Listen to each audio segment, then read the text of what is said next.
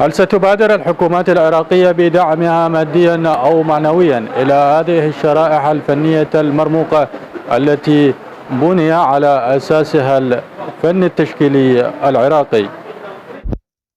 حمزة عبد المجيد شاب بابلي همام، تولد عام 1994 خريجا للفنون الجميلة.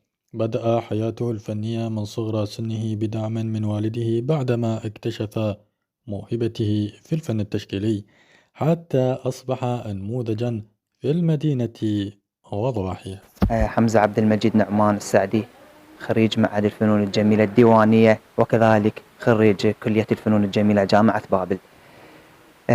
افتتح الفنان التشكيلي محمد هتلر أكاديمية كلاسيك عام 2020، واحنا مجموعة من الفنانين انضمينا لهذه الأكاديمية، ويعني طورنا موهبتنا هنا وبدينا نحقق إنجاز كبير احنا نعتبره.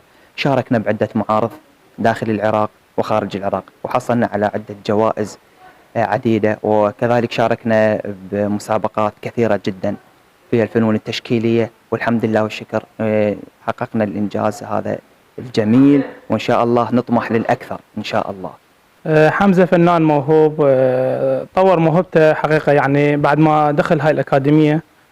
فهاي الأكاديمية تضم جميع الهواة والموهوبين، فهي مباشرة بعد ما أي شخص يدخل في هذه الأكاديمية راح أكيد طبيعي انه يتاثر. وحمزه استغل انه هذا المكان، وهاي الاكاديميه طورت عده شباب موافين المتكلم، وحمزه دخل هاي الاكاديميه وبدا يطور نفسه اكثر واكثر، وفنان هو موهوب واشتغل على نفسه.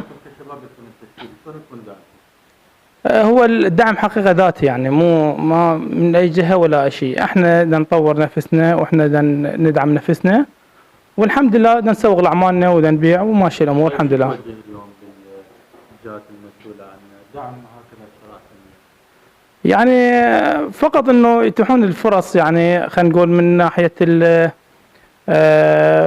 المعارض يعني بشكل جيد يديروها، يديرون يعني خلينا نقول مسابقات تحفيزيه. يعني بالنسبه مو خلينا نقول هسه ما نحكي عن نفسنا احنا اللي واصلين، خلينا نقول شوي المقبلين على هاي الموهبه، انه هو لازم بدايته تكون يعني خلينا نقول المواهب هم هذول لازم تكون لهم دعم خلينا نقول مادي ولو شيء بسيط، كمسابقات كمشاركات محليه ولا دوليه، فهذا الشيء راح ياثر بهم ويطورهم اكثر واكثر. مرتضى منصور، فنان تشكيله. حمزة عبد المجيد أحد فناني أكاديمية كلاسيك، تقريبا قبل صار له 3 سنوات تنضم للأكاديمية، عضو مهم، دائما نشارك ويانا معارض داخل المحافظة وخارج المحافظة. حمزة بداية بسيطة، الحمد لله والشكر هسه وصل إلى مراحل متقدمة، نتمنى له كل التوفيق وإن شاء الله إلى مراحل متقدمة. حيدر مرباط حيدر، فنان تشكيلي.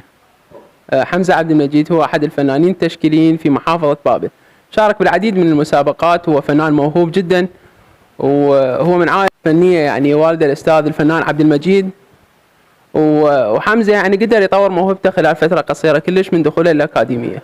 هاي الأكاديمية يعني برئاسة الفنان محمد هتلر هو انطانا الدعم يعني كلش كبير، وحمزة استفاد الصراحة من هذا الدعم، وهسه وصل هو المرحلة كلش عالية وينافس على مستوى محافظة بابل، وشارك بالعديد من المهرجانات والمسابقات، وأخذ مراكز يعني حلوة، وأتمنى له كل التوفيق. الفنان أحمد حسين.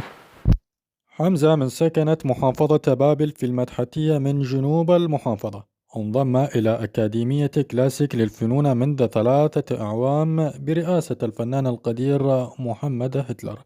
ويذكر أن هذه الشريحة الفنية دون دعم حكومي ماديا أو معنوي يذكر. لقناة الفراتين، منتظر الحمزاوي، بابل.